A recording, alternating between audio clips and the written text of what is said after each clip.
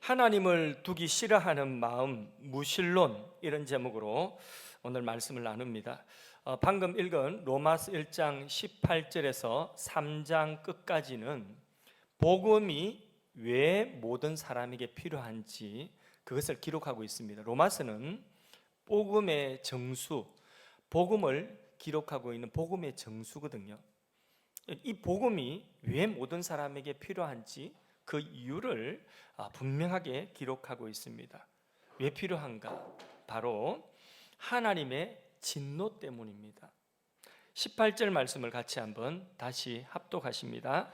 하나님의 진노가 불의로 진리를 막는 사람들의 모든 경건하지 않음과 불의에 대하여 하늘로부터 나타나나니, 하나님의 진노가 나타났다.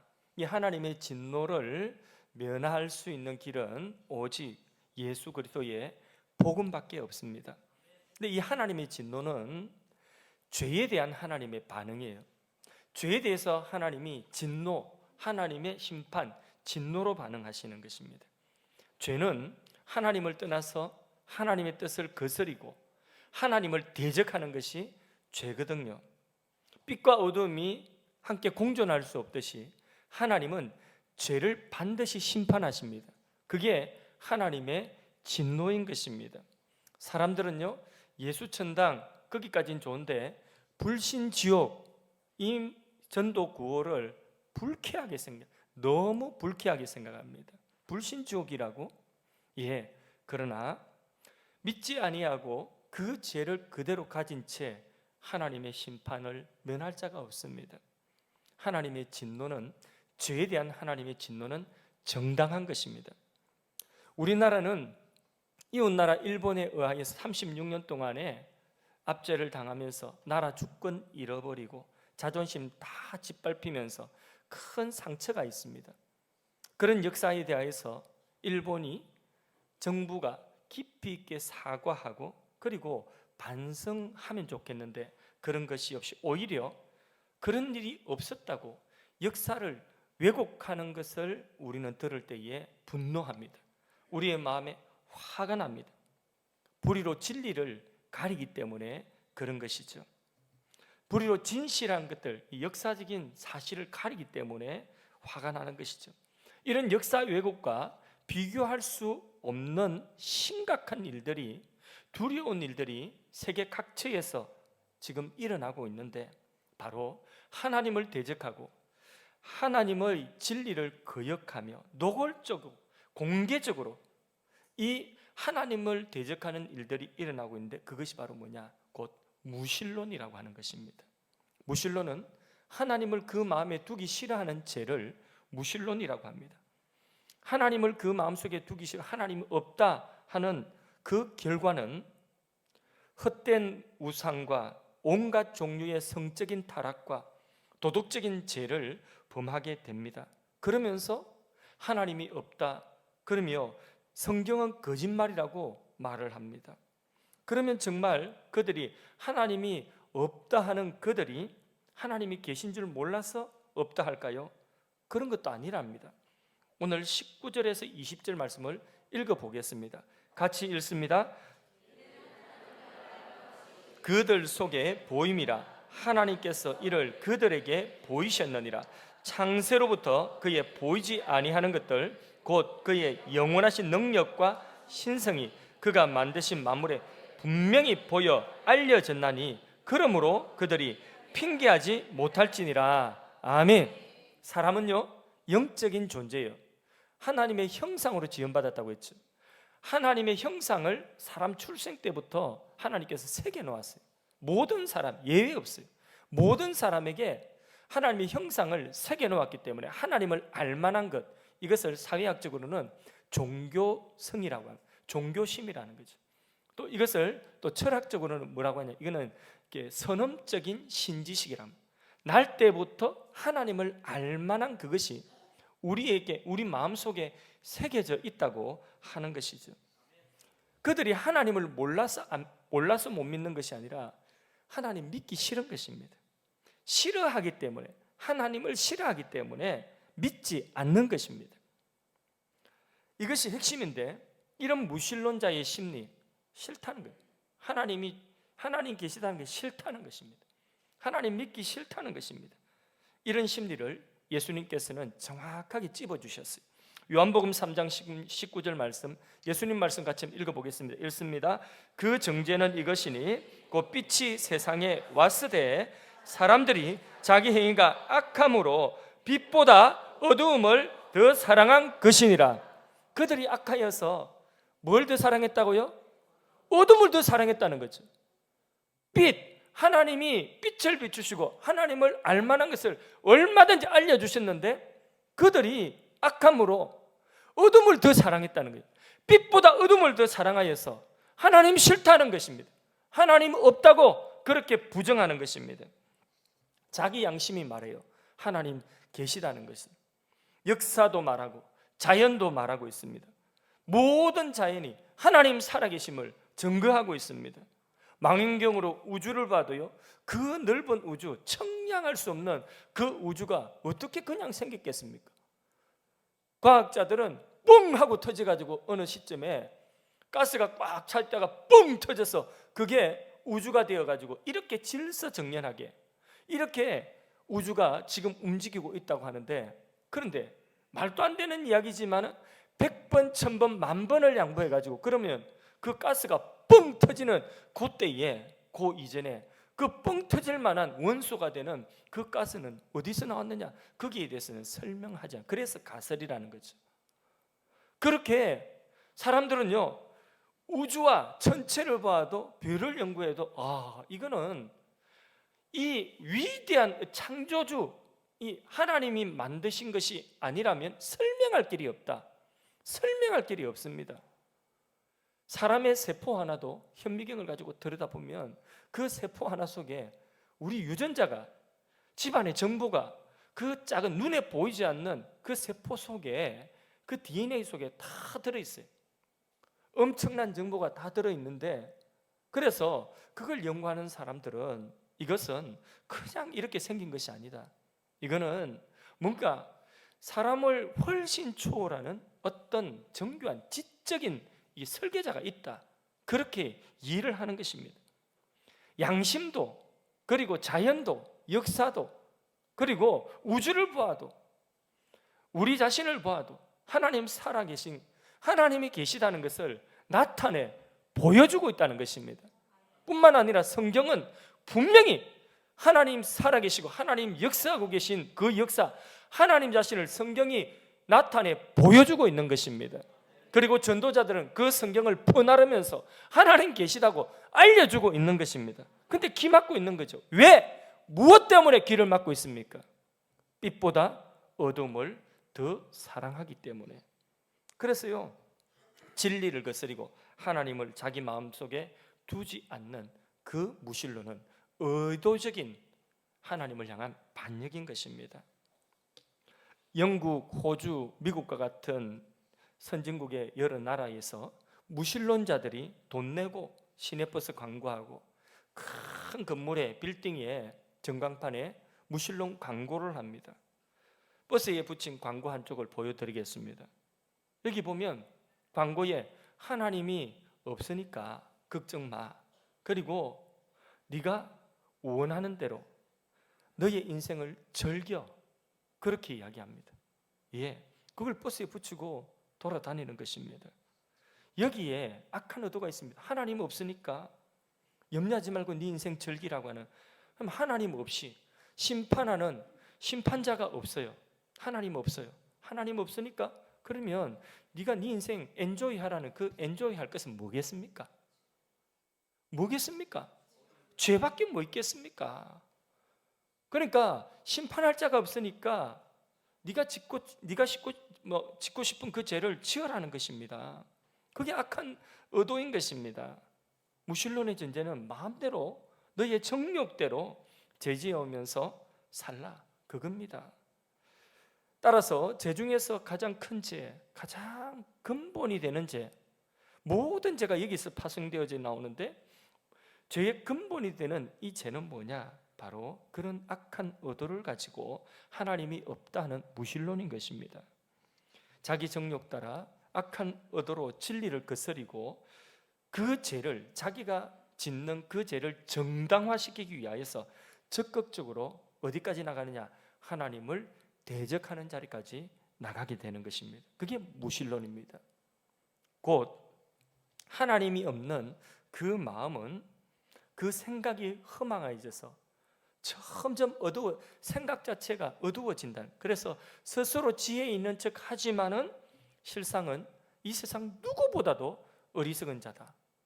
모든 만물이 하나님 살아계신 걸 드러내고 자기 안에도 하나님을 알만한 것이 새겨져 있고, 그리고 성경이 분명히 말씀하고 있는데, 그런데 자기가 그 빛보다도 어둠을 더 사랑해가지고 하나님이 없는 게 좋겠다, 하나님 있는 건 나 싫다 하는 이것이 가장 어리석은 것이다.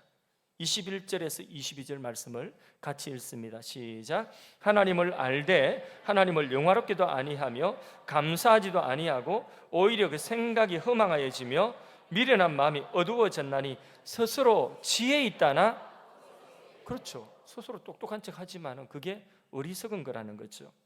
여러분, 지금 세상은요, 하나님 거부하고 노골적으로 진리에 대한 적대감을 가지고 그런 자들이 정말 온 세상에 지금 가득합니다. 더욱더 이 무신론은 확산되어져 가고 있습니다. 코로나 3년 거치면서 무신론 더 확산되어져 가고 있습니다. 과학 교과서에 진화론이 정설이 되고 그 무신론이 과학이 되어 있습니다.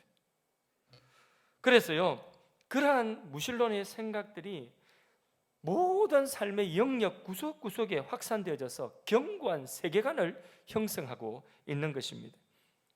오늘 시대의 사상을 뭐라고 하냐? 오늘 시대의 대표적인 사상을 포스트 모던이랍니다. 포스트 모던 사상. 그래서 오늘 시대를 포스트 모던 시대라고 하는데, 이 포스트 모던 사상의 핵심되는 내용은 뭐냐 하면 절대자가 없다는 거죠. 예. 그 다음에 절대 진리가 없다는 거죠. 이것을 우리식으로 표현하면 하나님을 배제한다는 거죠. 하나님 없다는 거죠. 그리고 하나님의 진리, 말씀, 성경, 그것은 진리가 아니라는 거죠. 그게 오늘 이 시대의 사상의 중심되는 내용이에요. 그러니까 모든 세상의 이 물결이, 운동이 어떤 운동이냐면 하나님을 없애는 운동이에요.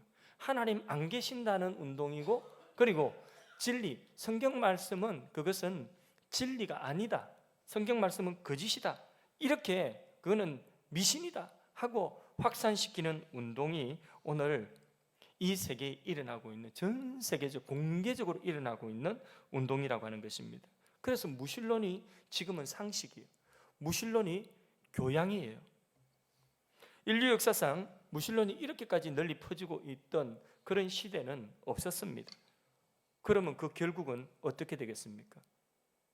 하나님의 진노를 불러올 수밖에 없는 것입니다. 결국 망한다는 것입니다. 우리는 역사를 통하여서 공산주의를 보았습니다. 이 공산주의 사상은요, 사람이 만들어낸 사상 중에서 가장 우수한 사상입니다. 모든 인류 평등해야 된다는 거죠. 누가 자본을 가지고 있으면 그쪽으로 부가 몰릴 수밖에 없다. 그건 불공평하다는 거죠.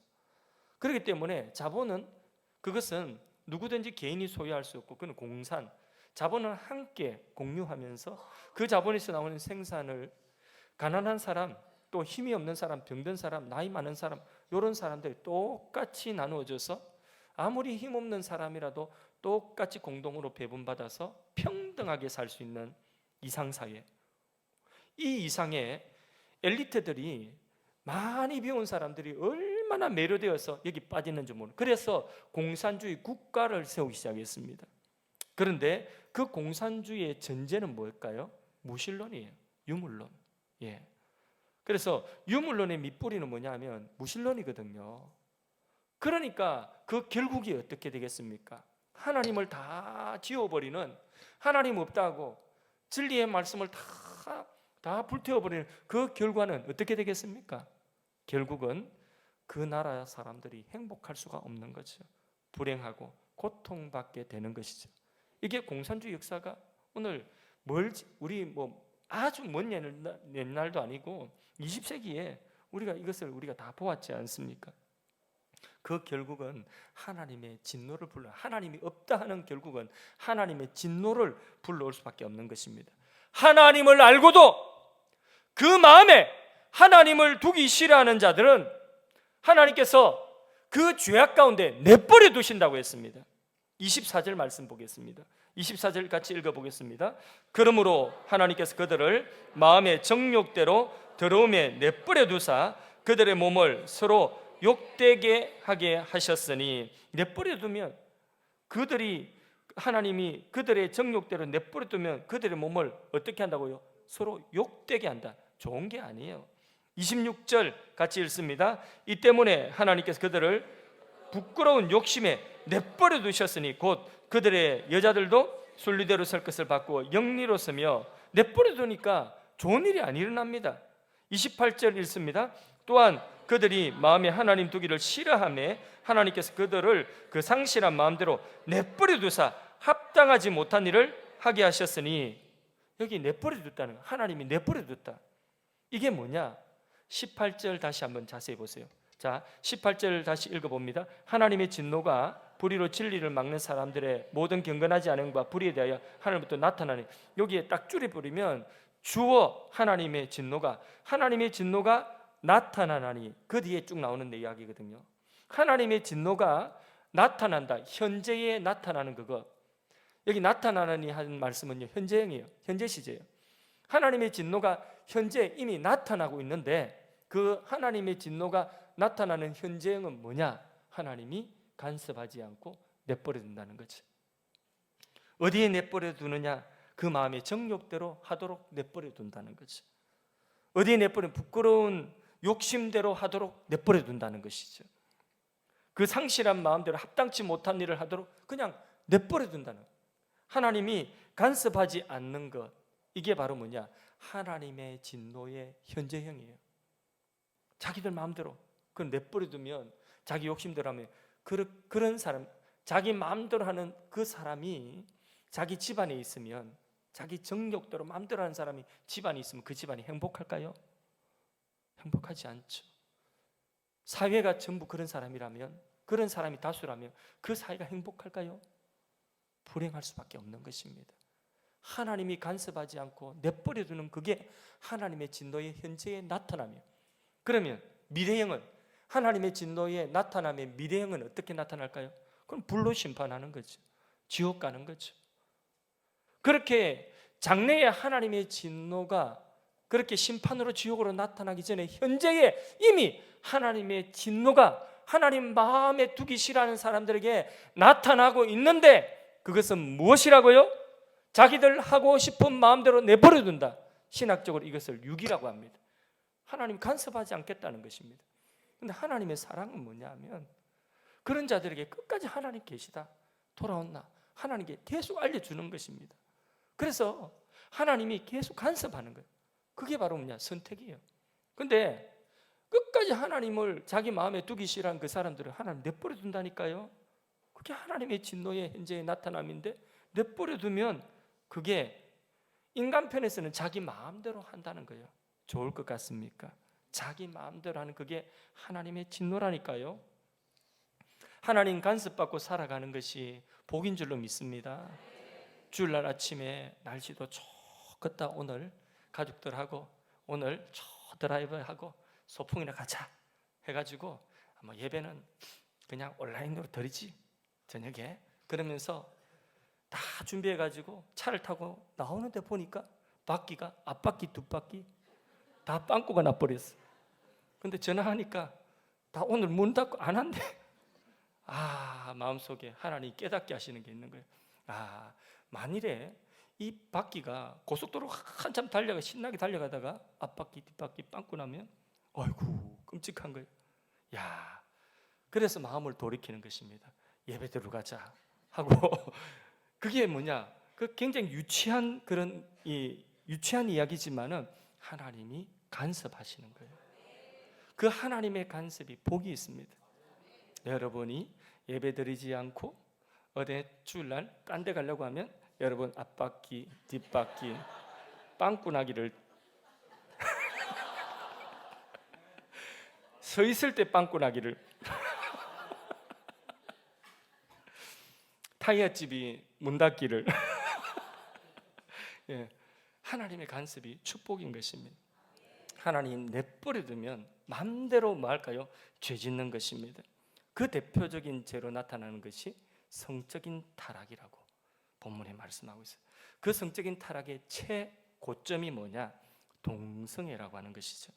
동성애는 하나님 부인하고요, 자기 정욕대로 사는 정점에 나타나는 아주 독특한 죄입니다. 성적인 취향이 아니에요. 하나님과 진리를 거스리는 죄입니다. 동성애가 개인 취향이고 성적인 소수자들의 취향이다. 이런 사람들이 숫자가 많지 않기 때문에 그 취향을 존중하고 법으로 보호해 줘야 한다. 이렇게 이야기를 한다면, 그러면 조금 있다가 나는 성적인 취향이 아이들인데 7, 8살 먹은 어린 아이들인데 아동 성애자들이나 수간, 나는 동물이 좋아, 수간, 이런 성적인 취향이라고 한다면 그것까지도 보호해달라고 한다면 여러분 어떻게 하겠습니까? 그건 안 된다고요? 무슨 근거로? 이미 앞에서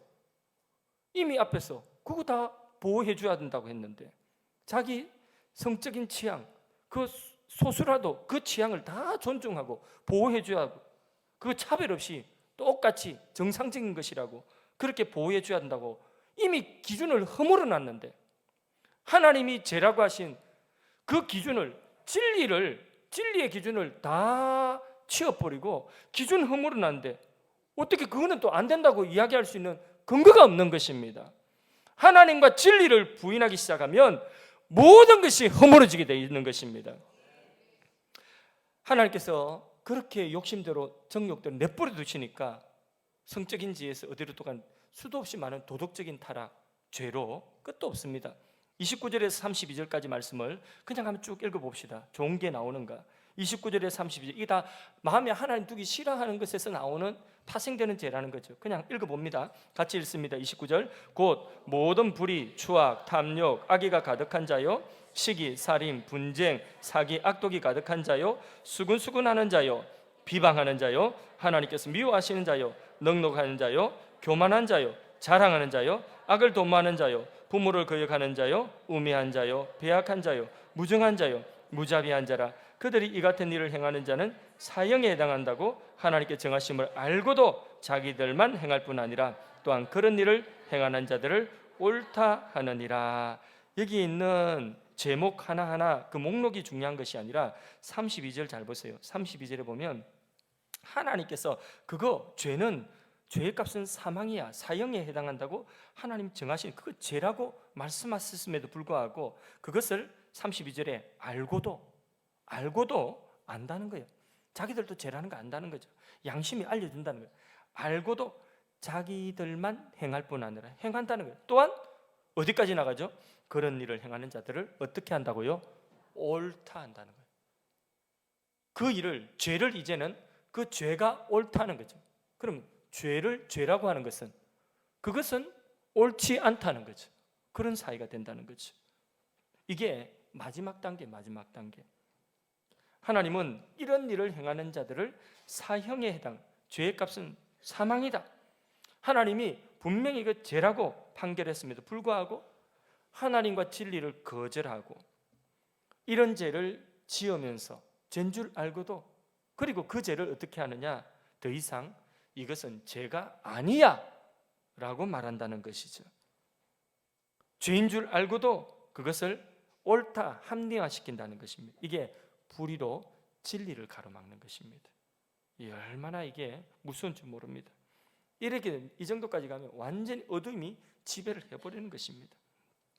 예를 들어 볼까요? 자, 우리나라에 지금 계속해서 입법 계류되어 있는 동성애를 옹호하는 포괄적 차별금지법, 이 법, 여기에 소수자의 성적인 취향이 차별받지 않고 그 보호해줘야 된다는 그런 내용이 있거든요.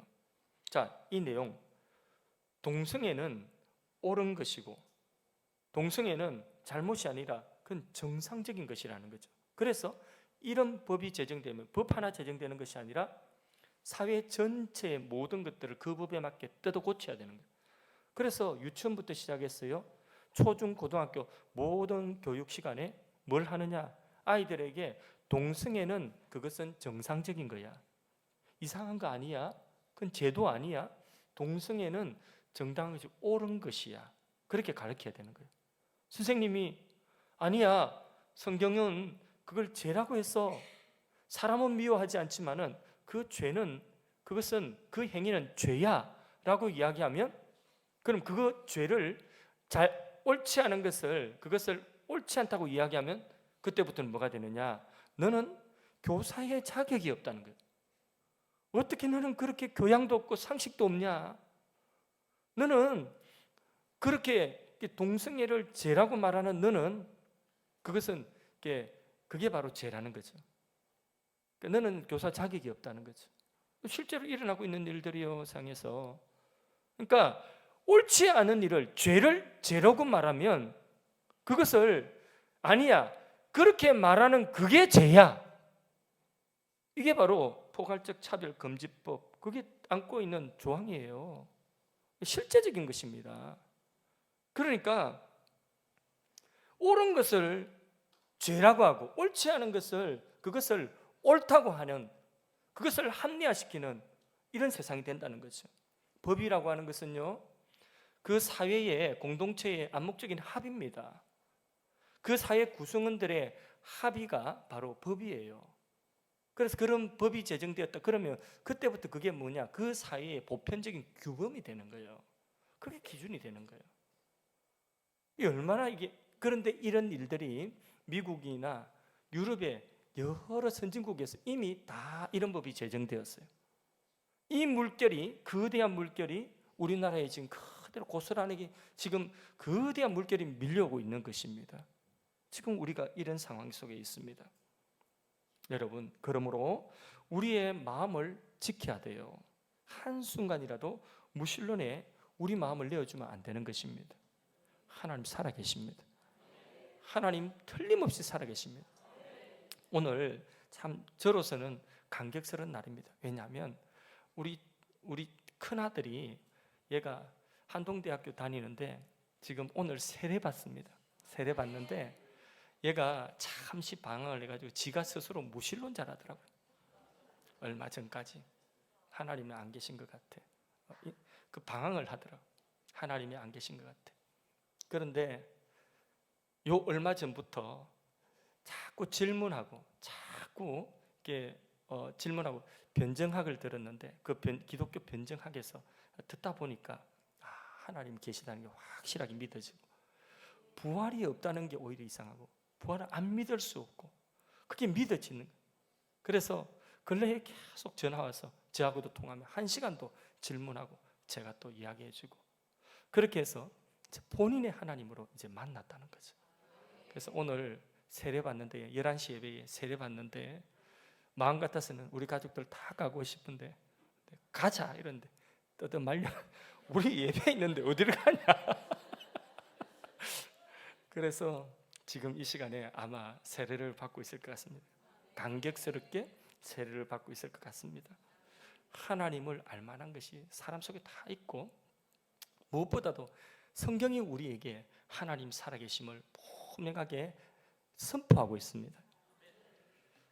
하나님이 살아계시다, 하나님이 내 안에 계시다, 이 마음을 우리는 한순간이라도 놓치지 말아야 되는 것입니다.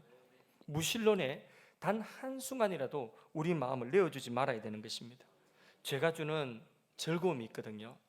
죄도 즐거움이 있어요.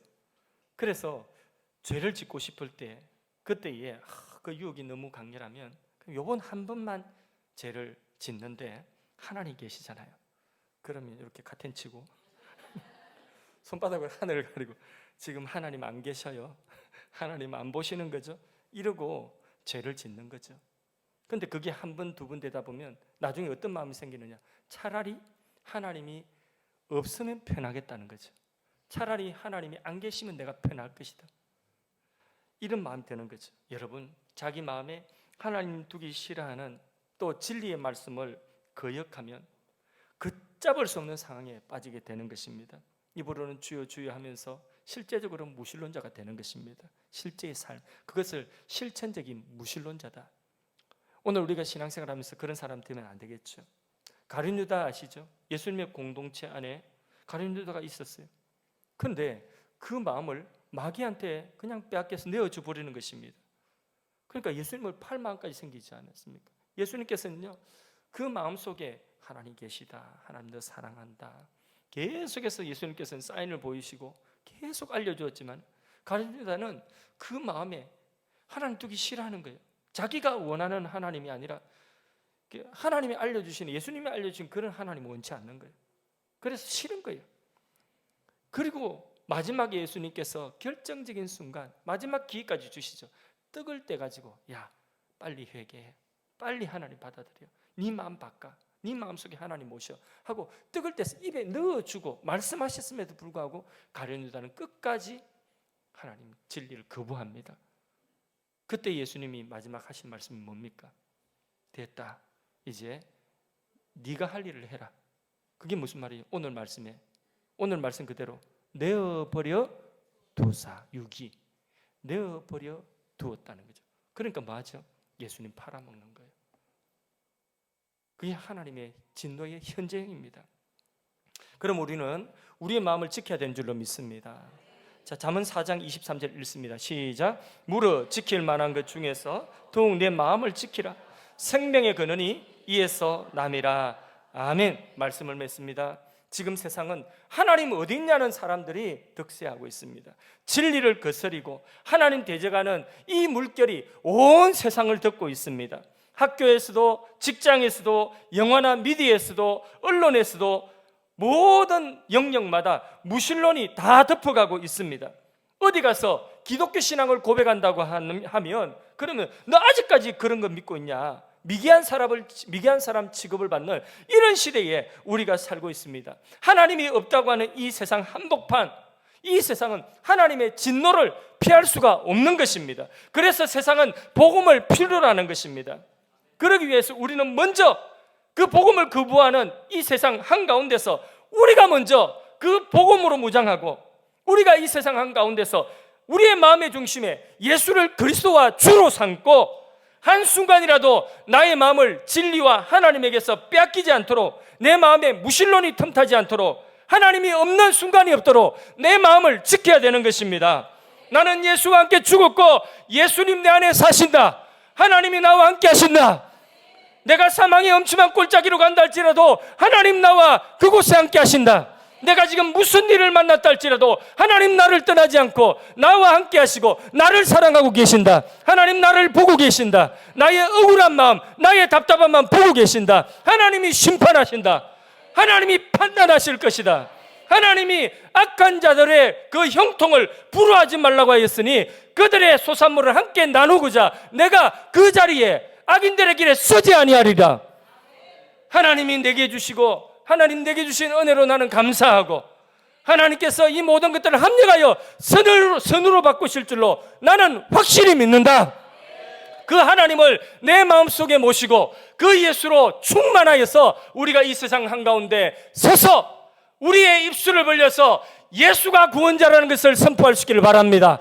하나님의 진노를 피할 수 있는 길은 예수밖에 없다. 당신도 예수를 믿으시오. 하나님이 어디 있냐? 하나님 살아계십니다. 당신의 죄를 위하여 십자가에서 예수님이 죽으셨습니다.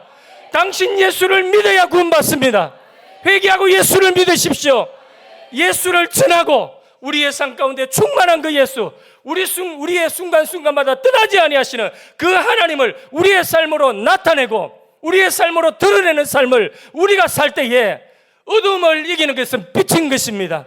빛이 있는 곳에 어둠은 물러가는 것입니다. 우리가 그렇게 빛이 되는 것입니다. 예수로 충만한 빛이 되는 것입니다.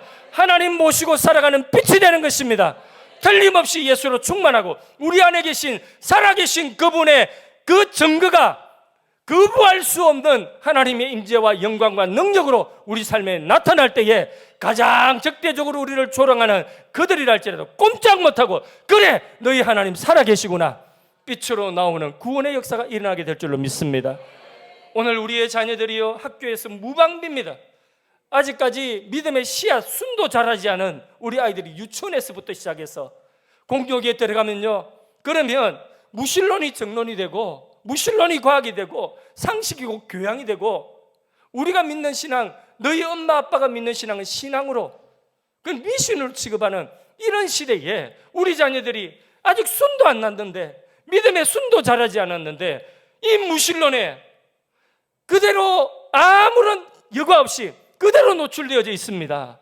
방사는 핍박당하는 그게 큰일이 아니라 이 무신론에 핍박당하는 것이, 이게 우리 자녀들 큰일인 것입니다. 그래서요, 이들에게 우리 자녀들이 이 무신론의 거대한 물결을 이길 수 있도록 가정에서 교육해야 되고요, 이 무신론, 하나님이 살아계신다, 어릴 때부터 그냥 귀에 딱지가 않도록 알려줘야 되는 것입니다. 이 세상에 이 교육에 아이들에게 그 무신론이 심겨지지 않도록요, 그렇게 우리가 교회에서도 교육하고요, 우리가 비전 스쿨을 꿈꾸는 이유도 그런 이유입니다. 아이들이 한참 자라는 자기 정체성이 확립되는 그 시기까지 교회에서 함께 신앙 교육을 하는, 이것이 우리 교회의 비전 중에 하나인 것입니다. 여러분 기도해 주십시오. 그리고 여러분 예수로 충만합시다. 하나님이 없다고는 이 세상에서 당당하게 하나님 살아계심을 우리의 삶으로도 나타내 보여줄 수 있는 그런 삶을 살아가도록 주님 앞에 간절히 기도하기를 원합니다.